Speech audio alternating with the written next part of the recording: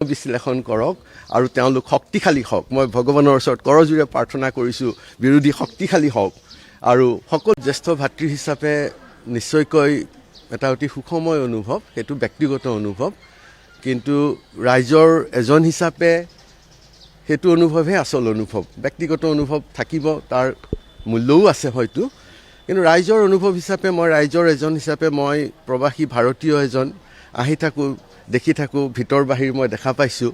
মোৰো কিছুমান মন যায়, আমাৰ দেশখন এনেকুৱা হ'ব লাগে, ৰাজ্যখন এনেকুৱা হ'ব লাগে, আমাৰ সকলোৰে মন যায়। গতিকে আজি আমি যিখিনি কৰিছোঁ, যোৱা 5টা বছৰত যিখিনি আমি হোৱা দেখিছোঁ যথেষ্ট হৈছে, কিন্তু ইয়াতকৈও ভাল ধৰণে কেনেকৈ হ'ব পাৰে, আমি পৰিৱেশ পৰিস্থিতি, আমাৰ এই বিনন্দীয়া এই সেউজীয়া আমাৰ অসমখনৰ এই সকলোবিলাক আমি ৰক্ষা কৰি আমি কেনেকৈ আমি উন্নয়নো আমি কৰিব পাৰোঁ আৰু আমাৰ সহজ সৰল গ্ৰাম্য জীৱনো আমি ৰক্ষা কৰিব পাৰোঁ, এনেকুৱা এটা নতুন এটা নীতি কিছুমান হ'ব। আমাৰ জনসাধাৰণ সজাগ হ'ব, জনসাধাৰণে এনেকুৱা কিছুমান বস্তু চৰকাৰৰ পৰা বিচাৰিব যিবিলাকে সঁচাকৈ আমাক কল্যাণৰ দিশত আমাক আগবঢ়াই লৈ যাব।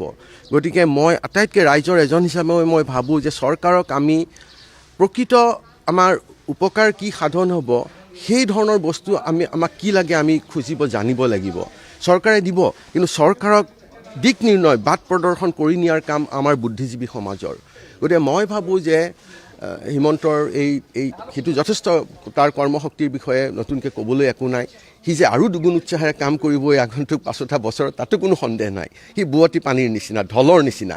গতিকে সেই ঢলটোক আমি কেনেকৈ এতিয়া আমি খুটি কাটি লৈ যাব পাৰোঁ, সেইটোত কিন্তু ৰাইজ, বুদ্ধিজীৱী অসমৰ ৰাইজৰ দায়িত্ব, ইয়াতে অপাৰ দায়িত্ব আছে, বিৰোধীৰ অপাৰ দায়িত্ব আছে।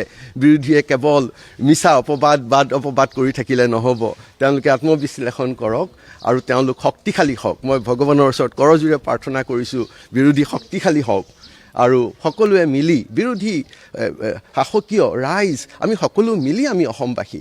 গতিকে এটা ঢৌ এটা আহিব, আমি শক্তি এটা আহিছে, আমি সেইটোক আমি সঞ্চাৰ কৰি আমি কামনা কৰা ধৰণে আমি আগবঢ়াই লৈ যাব লাগিব। এইখিনি কৰিবলৈ সকলোকে ভগৱানে সুমতি দিয়ক।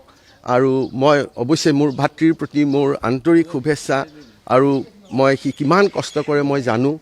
মই আন্তৰিকভাৱে তাৰ হৈ মই প্ৰাৰ্থনা কৰি একো নাই, ৰাইজে তাক ইমান অকুণ্ঠ মৰম দিছে তাৰবোৰ, আৰু ৰাইজক কিন্তু মই তাক দিক নিৰ্ণয় দেখাওক, অসমৰ সুধী সমাজে তাক দিক নিৰ্ণয় কৰক।